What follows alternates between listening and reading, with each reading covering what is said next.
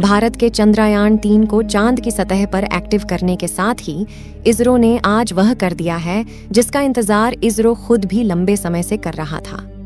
हालांकि चांद की सतह पर दोबारा रात होने में अब बहुत कम ही समय बचा है, लेकिन इसके बावजूद चांद की सतह पर रोवर और लैंडर पर एक्टिविटी होना एक बार फिर से पूरे देश के लिए बहुत गौरव का विषय है। हालांकि अब सवाल यह भी उठता है कि चांद की सतह पर अब दोबारा फिर से रात होने वाली है, तो क्या इसरो विक्रम लैंडर और प्रज्ञान रोवर को फिर से स्लीप मोड में डालेगा? और अगर ऐसा होता है तो क्या गारंटी है कि अगली बार चांद के सतह पर रोवर और लैंडर को फिर से जगाया जा सकेगा? उन्हें स्लीप मोड से बाहर लाने में इसरो को कामयाबी मिल सकेगी? दोस्तों, इसरो की कामयाबी से लगातार दुनिया भर के तमाम देश ऐसे भी सामने आ रहे हैं जिनको यह बात हजम नहीं हो रही है। चीन, ब्रिटेन और यहाँ तक कि अमेरिका ने भी पीठ पीछे यह कहा है कि भारत ने अपने चंद्रयान-3 मिशन को लॉन्च ही नहीं किया है, बल्कि चंद्रयान-3 जो भारत का मिशन है वह चांद के साउथ पोल पर उतरा ही नहीं है। ऐसा दावा तमाम देशों की तरफ से किया जा रहा है, लेकिन भारतीय अंतरिक्ष एजेंसी इसरो के साइंटिस्ट एस सोमनाथ ने आज ही जानकारी देते हुए कहा है कि हमारे चंद्रयान-3 को चांद के सतह पर लैंडर और रोवर को दोबारा पूरी सफलता के साथ एक बार फिर हमने एक्टिव कर लिया है, और इसे एक्टिव करने के साथ ही हमने जो चाहा था वास्तव में वह सारी चीज एक बार फिर से होनी शुरू हो चुकी है। और इतना ही नहीं, इसरो ने इन देशों की बोलती बंद कर दी है, साथ ही दुनिया के तमाम देशों की, जो यह कह रहे हैं कि भारत ने चांद के साउथ पोल पर अपना लैंडर और रोवर नहीं उतारा है। उनके लिए एक वीडियो भी जारी किया है जिसमें चांद के सतह पर लैंडर और रोवर का यह वीडियो एक बार फिर से एक्टिव होने के बाद आया है। बता दें कि वीडियो सबसे ज्यादा हैरान कर देने वाला है। वीडियो को देखने के बाद आपको भी यकीन नहीं हो पाएगा कि इसरो यहाँ तक पहुँच रखता है और अपना चंद्रयान-3 चांद की सतह पर सफल करने के साथ ही इसरो ने पूरी दुनिया के सामने यह भी प्रूव कर दिया है कि हम चांद के सतह पर सफल भी हो चुके हैं। और इसका सबूत ये रहा जो आगे वीडियो में दिखने वाला है। आपको बता दें कि इसरो की तरफ से वह वीडियो भी आज ही जारी कर दिया गया है। बता दें कि पूरी सफलता के साथ आज सुबह ही इसरो ने चंद्रमा के सतह पर लैंडर और रोवर को सफलतापूर्वक एक्टिव कर लिया था, और इसके साथ ही बहुत बड़ी खबर सामने आ चुकी है। तो क्या है पूरी खबर, क्या है पूरी अपडेट, पूरी जानकारी आपको इस वीडियो में मिलने वाली है। लेकिन दोस्तों, आपसे अनुरोध है कि एक सच्चे देशभक्त की तरह इसरो की इस कामयाबी के लिए जय हिंद, जय इसरो जरूर लिखें, और इस वीडियो को एक लाइक जरूर करें, और इस वीडियो को अपने दोस्तों तक शेयर जरूर करें ताकि उन्हें भी यह जानकारी मिल सके। बता दें कि भारत का चंद्रयान-3 चांद के सतह पर एक लूनर नाइट खत्म होने के साथ ही एक्टिव हो जाना चाहिए था,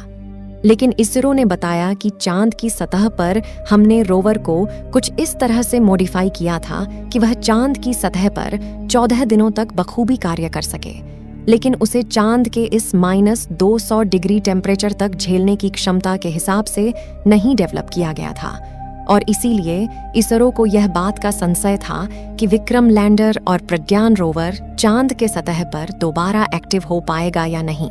लेकिन जब दुनिया के तमाम देशों ने इस बात पर ही उंगली उठाना शुरू कर दिया कि इसरो ने चांद के सतह पर वास्तव में सफलतापूर्वक लैंडिंग की ही नहीं है, बल्कि पाकिस्तान ने तो यहाँ तक कह दिया है कि जो इसरो ने वीडियो दिखाया है चांद का, वह वीडियो गेम का एक वीडियो है जिसको कट करके इसरो ने पूरी दुनिया के सामने दिखा दिया है, और इसरो ने चांद के सतह पर सफलतापूर्वक लैंडिंग नहीं की है। लेकिन हमें इस बात से कोई फर्क नहीं पड़ता,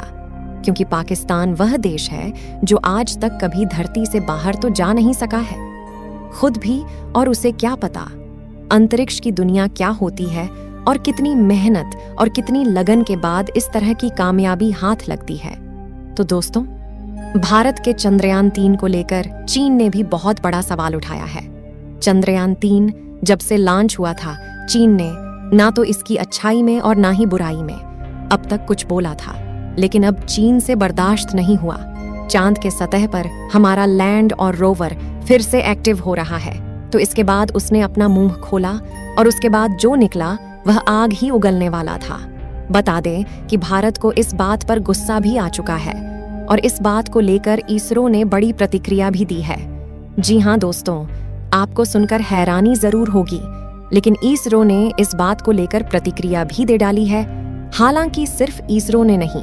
अमेरिकी अंतरिक्ष एजेंसी नासा के साइंटिस्ट ने भी भारत के इस मिशन के सबूत दिखाते हुए पूरी दुनिया के सामने कहा है कि यह रहा वह वीडियो जिसकी वजह से हम यह बात कह सकते हैं कि भारत ने अपना चंद्रयान मिशन चंद्रमा के साउथ पोल पर ही उतारा है।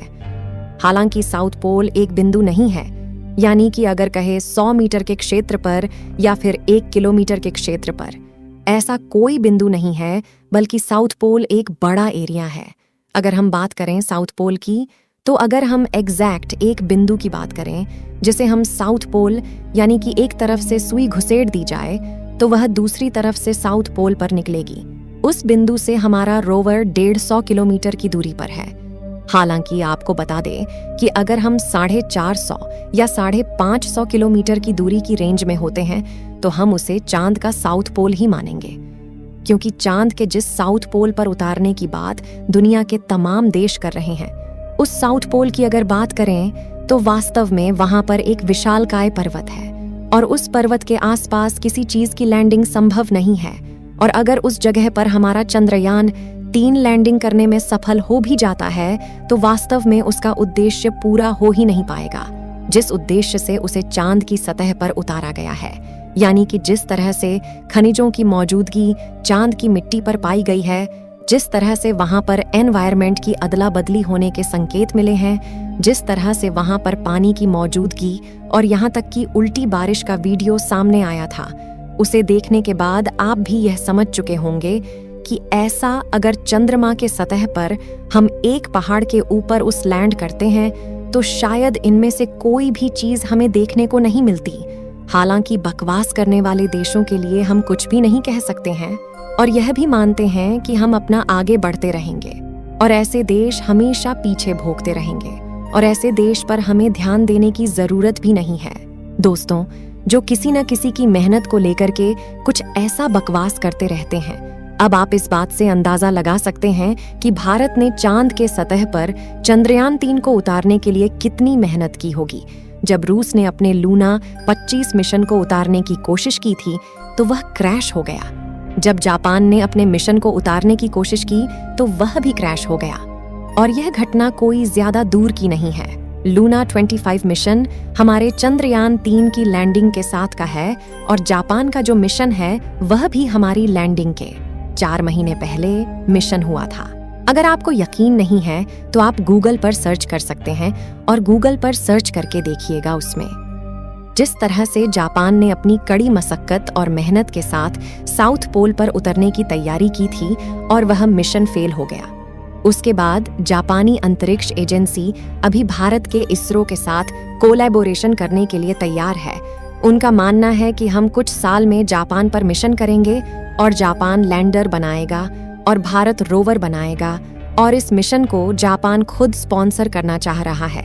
इतना ही नहीं, जापान इसलिए भी करना चाह रहा है कि वह भारत के साथ ही मिलकर चांद के साउथ पोल पर सफलतापूर्वक कदम जमाने के एक देश के रूप में सामने जरूर आना चाहता है। चीन की तो इतनी भी हिम्मत नहीं है कि वह चांद के साउथ पोल पर उतरकर अपने आप को स्थापित करके दिखा सके।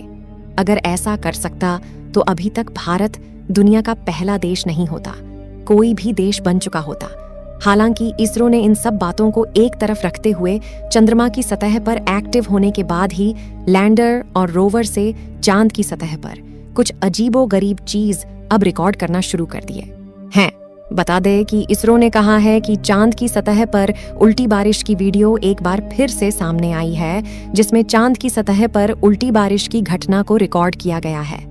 हालांकि इसरो ने अब एक और खुलासा इस बात का किया है कि चांद के सतह पर मौजूद खनिजों में कई ऐसे खनिज मौजूद हैं जो चांद पर उल्टी बारिश के लिए भी जिम्मेदार हैं। इसरो ने यह कहा है कि चांद के सतह पर जो उल्टी बारिश होती है वह उल्टी बारिश साधारण